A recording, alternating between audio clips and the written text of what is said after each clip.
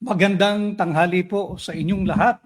Ngayon po ay ganap ng alas 12 impunto ng tanghali dito po sa Pilipinas, Luzon, Visayas at Mindanao. Magandang tanghali po sa inyo. Ngayon po ay araw ng Miyerkules, August 19, 2026.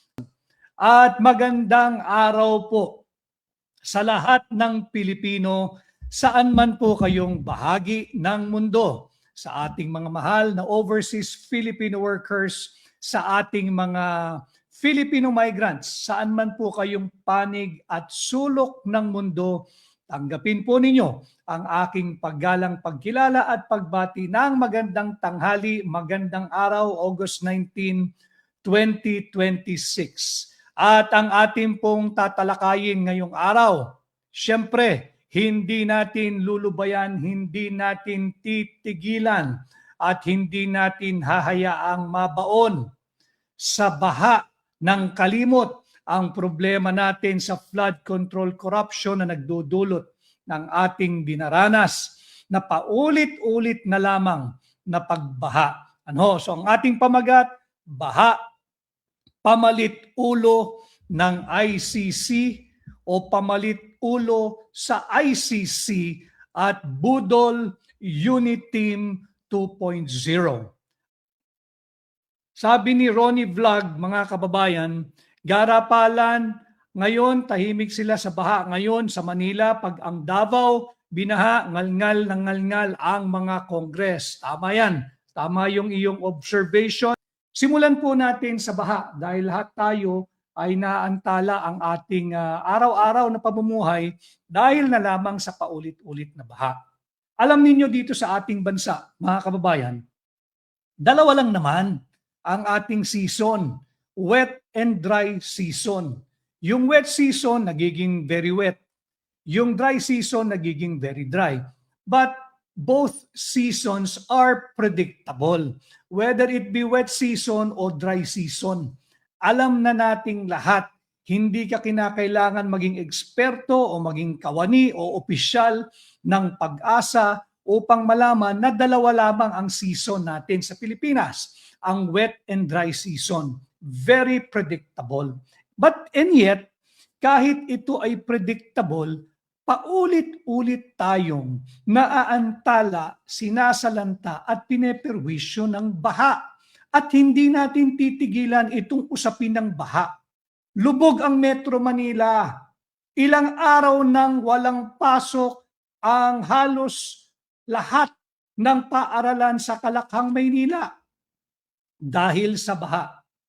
Ilang libo o ilang daang libong empleyado ang naiipit, nai-stranded, dulot ng pagbaha. Ilang daang milyon kung hindi man bilyong halaga ng kalakal ang nalulusaw dahil sa baha bukod pa sa trafiko. Bukod sa baha, yan pan-traffic. And yet, hanggang ngayon, tulog ang chairman ng Blue Ribbon Committee ng Senado.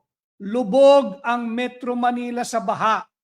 Kailan kaya gaganapin muli?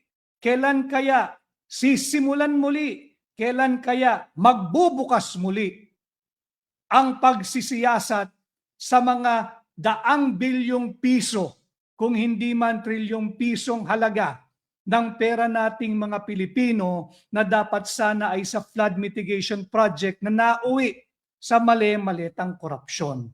Kalampagin din natin ang Senado. Kailan sisimulan muli?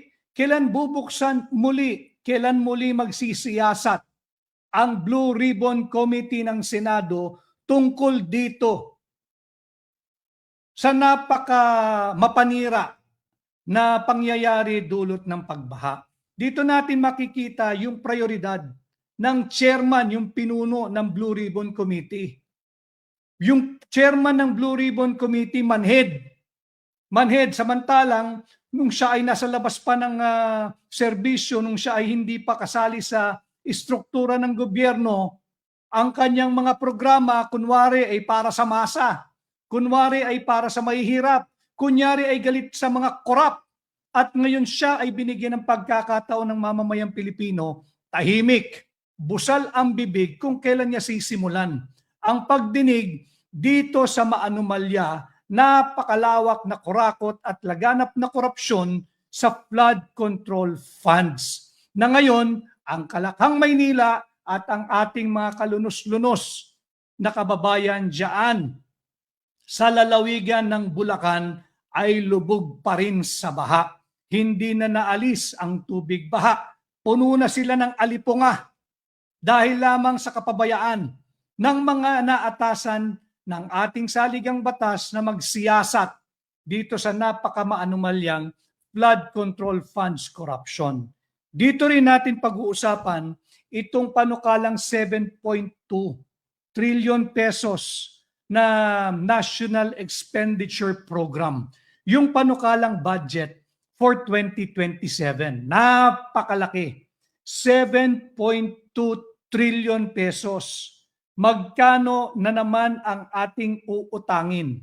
Sapagkat hindi naman sasapat yung revenue o koleksyon ng gobyerno. At doon sa 7.2 trillion pesos na yan, mayroong panukala na magtabi o maglaan ng 3.4 billion pesos para sa MMDA. Ano ang gagawin ng MMDA sa 3.4 billion pesos na nais ilagak ng President's Budget for 2027? Yan daw po ay upang maibsan ang problemang dulot ng pagbaha. 3.4 billion pesos. And of the 3.4 billion pesos, maliit na halaga lamang po ito pag tiningnan naman ninyo yung kabuoang halaga na ipinapanukala ng tanggapan ni Bongbong Marcos sa Kongreso. Yung kabuoang pondo para dyan sa flood control ay nagkakahalaga ng 107 billion pesos. Tama yung narinig ninyo. 107 billion pesos ang panukala nilang flood control budget for 2027.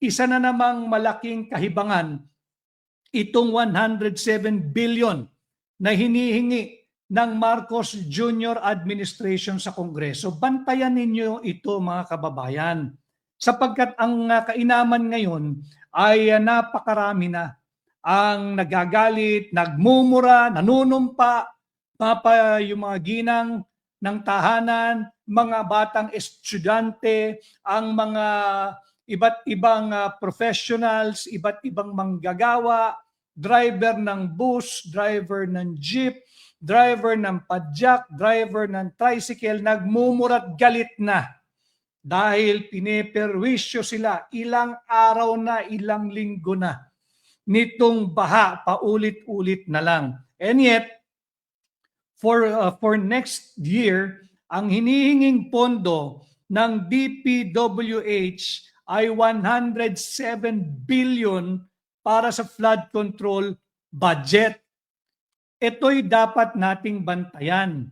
Mauuwi na naman ito sa mali-malitang suhol pag hindi natin ito binantayan. At ayon sa ating pagsasaliksik, at lumabas na rin ito, mula 2011 hanggang 2025 o kabuuang 14 years from 2011 to 2025, ang nailagak ng pera nating mga Pilipino patungkol dyan sa pag-ayos ng problema natin sa baha ay 1.939 trillion pesos. Ganyan na kalaki ang ating ginagastos para dito sa flood control budget. From 2011, lagay po natin sa tamang perspektibo. From 2011 to 2025, ang ginagastos na nating mga Pilipino patungkol dito sa flood control budget ay 1.939 trillion. Ganyan na po kalaki yung perang iginugugol nating mga Pilipino. Pero sa kabila ng napakalaking pondong ibinuhos na para sa flood control, paulit-ulit pa rin ang pagbaha. Nakakasawa na, nakakasuya na, nakakagalit na. Ulitin ko, sa dami ng aking nakausap sa aking paglilibot, ultimo, mga ordinaryong ginang ng tahanan, salamat po sa inyo. Yung mga professionals, ultimo mga piloto ng eroplano, ang mga ordinaryong manggagawa, nagmumura, sinusumpa na ang kanilang malulungkot na karanasan dulot ng paulit-ulit na pagbaha. Ang pangunahin dito, pagdating sa NCR muna tayo. Bakit natin kinakailangan talakayin ito? Upang ituwid ang buling pagsisinungaling ng mga nasa pamahalaan. Batiin lang ho natin ang iba nating mga kasama. Si Atla Arnie Pialo from Johor Bahru, Malaysia. Maraming salamat sa iyo sa iyong nakaabot siya.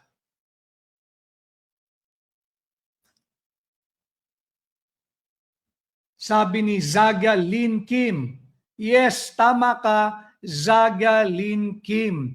Tuwing umuulan, tuwing bumabaha, paalala ito sa mamamayang Pilipino, yung tambalang Marcos Dilawan, yung tambalan Marcos Pinklawan, yung tambalang Marcos Banal-Banalan, at yung tambalang Marcos at Makakaliwa, pinapaalala sa atin na nakakasuka itong kanilang alyansa, yung kain-suka. Ano? Yung mga kain-suka. Kenneth Kua, may God bless you too. Si Win Joe.